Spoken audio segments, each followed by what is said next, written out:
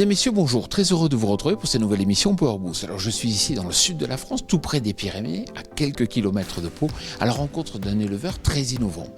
C'est vrai que quand je pense un peu à l'histoire des grandes entreprises d'agroéquipement, il y a toujours eu un agriculteur qui a bien compris les évolutions de son métier. Et peut-être cet éleveur-là que l'on va rencontrer, vous allez voir, il a tout compris de l'évolution technologique. Mais sans plus tarder, le sommaire de cette nouvelle émission Power Boost.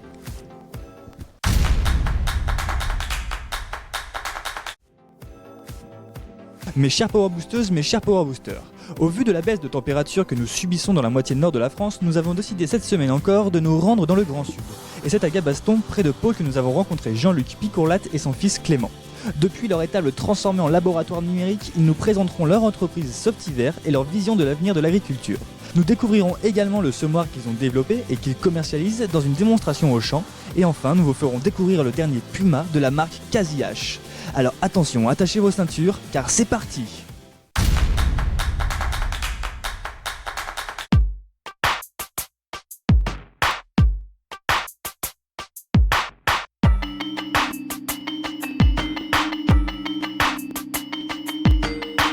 Bonjour.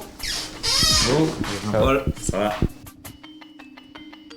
Jean-Luc Picourlat, votre métier à la base, c'est éleveur. Éleveur, agriculteur. Ici, on dit plutôt, on est dans une région de polyculture élevage. Donc voilà, donc l'exploitation, c'est une exploitation traditionnelle, moyenne, 80 hectares SAU aujourd'hui, et à l'époque, 60 vaches laitières. Voilà. Alors c'est vrai que nous sommes ici dans votre étable, vous avez tout arrêté en 2012. Fin décembre 2012, effectivement, on a pris la décision d'arrêter, décision pas facile, mais d'arrêter la production. Mais comme vous aimez l'innovation et comme depuis des années vous vous intéressez à tout ce qui bouge, tout ce qui évolue, dans le fond ça vous a permis aussi peut-être d'accélérer notre activité ? Oui, mais ça je l'avais déjà intégré dès le départ. L'idée c'était de continuer à évoluer en tant qu'éleveur et continuer à évoluer dans l'innovation. Bon, mais pas grave, ça n'a pas été possible, pas grave, on va continuer dans la culture.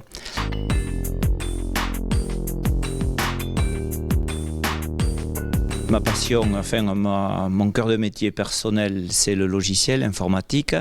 L'avantage de l'informatique, c'est qu'on pouvait en faire quasiment sans outils, un PC, et juste faire bouger les neurones et produire avec ça.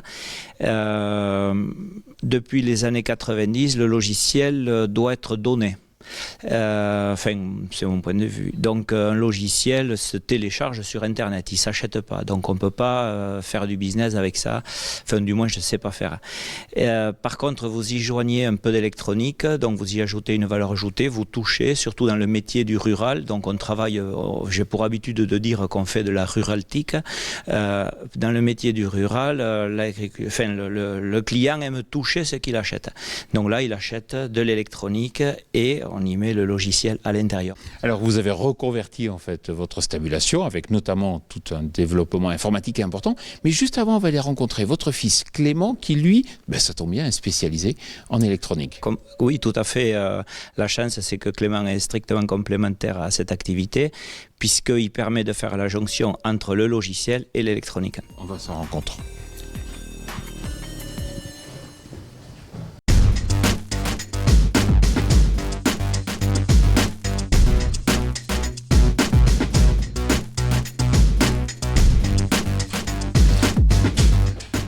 Bonjour Clément.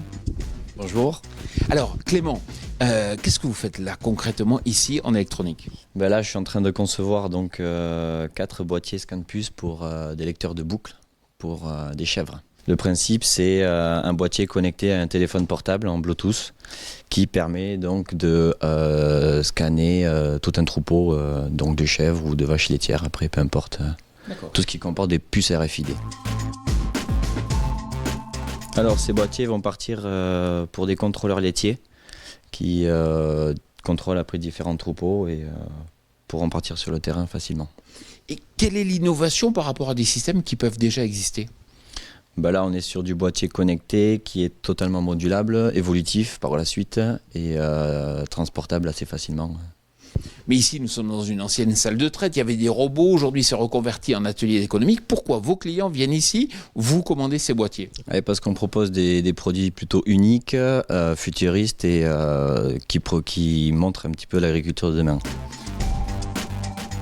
On peut faire aussi des montages sur mesure pour certaines demandes précises. Et ce qui est intéressant, c'est que vous intégrez les toutes dernières technologies, notamment une imprimante 3D. Pourquoi? Ça permet de concevoir des boîtiers comme par exemple là pour les scans puces, mais après aussi pour faire des prototypes pour savoir si ça va bien sur nos futurs montages et après pouvoir concevoir la chaîne. Alors c'est vrai que là vous proposez des lecteurs de puces RFID, mais qu'est-ce que vous êtes capable aussi de proposer? Alors, on propose toute une gamme dans l'agriculture de précision, donc avec les pompes doseuses électriques pour l'apport d'engrais liquides, pour de la pulvée aussi. En matière de pulvée, on fait aussi de l'injection directe de produits phytosanitaires. Ensuite, on fait aussi de la régulation pour semoir monograines, pour du semoir à céréales. Et pour terminer, on fait aussi donc tout ce qui est GPS. Clément, en tout cas, bravo et puis continuez surtout à innover. Je vous remercie. Alors à présent, je vous invite à découvrir une toute nouvelle version d'un tracteur Quasi-H.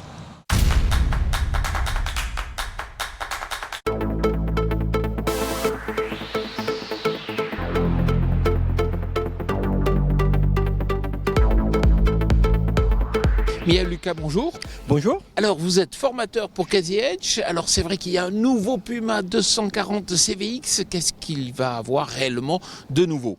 On vous apporte 3 nouveautés fondamentales. D'abord, on a amélioré la qualité de la suspension du pont avant.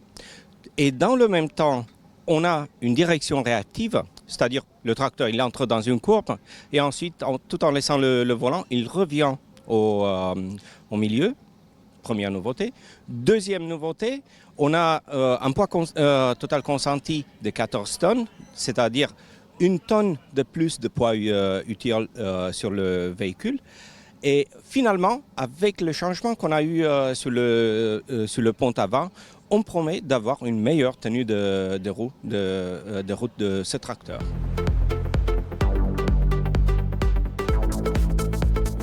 Alors, quand sera-t-il disponible?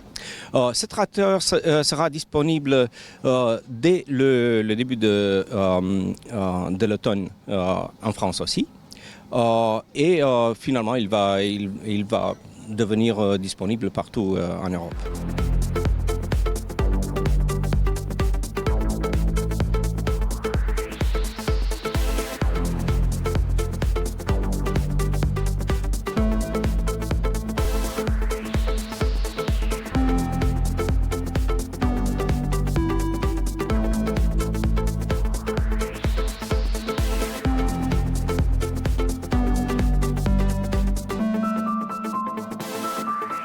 Merci Mihail.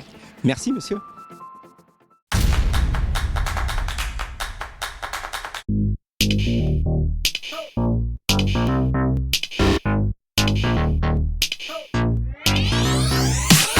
Jean-Luc, le Softiro, c'est le tout dernier de votre production qui débute. Ce semoir, il a quoi comme particularité? Il a déjà pour nous comme avantage de rassembler à son sein la majeure partie des produits que nous avons à la gamme, à savoir la distribution, l'entraînement d'une distribution monograine. La particularité de cet entraînement, c'est qu'il est uniquement alimenté par un câble 12 volts plus EMAS et tout le système est relié sans fil jusqu'à une tablette du commerce en cabine. Il rejoint un appareil d'épandage de microgranulés que l'on a adapté en DPAE et une pompe qui est aussi un produit de notre gamme, une pompe à engrais liquide, DPAE aussi, le tout commandé sans fil jusqu'à la tablette en cabine. Ça, c'était pour notre partie. Pour le client final, c'est un appareil qui est destiné à la polyvalence. C'est un appareil monograine, donc double rang, c'est-à-dire qu'on est entre le twin row et le semi à 40. Ici, on est sur une ligne de semi 30 cm entre les rangs et 50 cm entre les lignes, ce qui fait que pour la moisson, on passe mieux et pour l'effet quinconce, on est aussi bien en répartition que du 40. Donc là, on sème de la céréale en monograine, donc on optimise le peuplement à l'hectare. Là, on est sur on fait des essais à 110 pieds au mètre carré.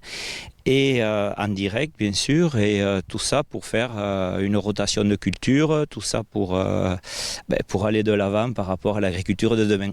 Parce que vous êtes persuadé quelque part, et c'est peut-être votre vision, que le prix du matériel ça coûte cher et qu'on va avoir de moins en moins d'outils sous le hangar? Le prix du matériel, c'est pas exactement le problème.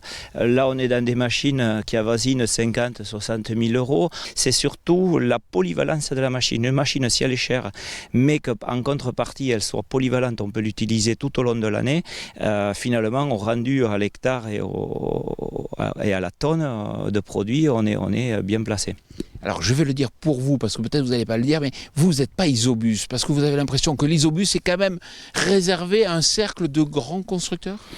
Alors il faut que je fasse attention à ce que je vais dire, je vais essayer. Mais l'Isobus me paraît, à mon avis, un cercle fermé. Et en plus, ce qui me paraît, c'est que c'est un attrait par rapport au client final qui se dit « ouais, j'ai acheté une machine Isobus ». Et on a l'impression d'avoir acheté une machine justement polyvalente et qui se connecte avec tout le monde. Ce que l'on voit sur le terrain, encore ce matin avec un de nos clients qui a acheté un épandeur d'engrais et de toute confiance, et au moment de le mettre en route sur son tracteur, en théorie Isobus, qu'est-ce qu'il avait d'Isobus? C'était la prise qui était à l'arrière, c'est-à-dire les broches qui sortaient. Mais la connectique y était certainement, il manquait la programmation dans le boîtier. Et cette programmation, je peux te l'activer, mais ça fait tant. Et là, on est dans un système qui existe partout ailleurs, fermé. Et notre volonté, notre optique, c'est pas celle-là. Notre optique, on se rapproche plus de l'open source et de l'open data. Nous, on veut donner du data, et on veut échanger du data, de sorte à ce que cet échange crée du business et non pas refermer un cercle. C'est pour ça que vous avez mis une tablette, tout ce qu'il y a de plus grand public dans la cabine? La tablette est fournie avec le semoir, parce qu'en fait l'avantage de cette tablette, c'est qu'elle est connectée sur Internet, enfin du moins elle peut l'être. Un agriculteur client qui se trouve à plusieurs centaines de kilomètres de notre société nous appelle pour la mise en route ou pour un dépannage. On lui dit rapproche-toi de la box chez toi ou mets ton téléphone en partage Wi-Fi et à partage Internet, et on se connecte comme si on était dans le tracteur sans se déplacer chez nous. Donc déplacement zéro, et le gars est rassuré parce qu'il sait qu'il peut être assisté en permanence. Toute dernière question. Si je suis agriculteur, que j'écoute l'émission Power Boost, que j'ai envie de commander ce semoir, il va falloir que j'attende 2 ans avant de l'avoir? Ce semoir a été commandé le 15 janvier l'an passé, il a été livré le 15 avril et a semé sa première saison avec. Il faut compter pour une machine comme ça un délai de 3 mois à partir du moment où on a la commande ferme et bien validée, bien sûr.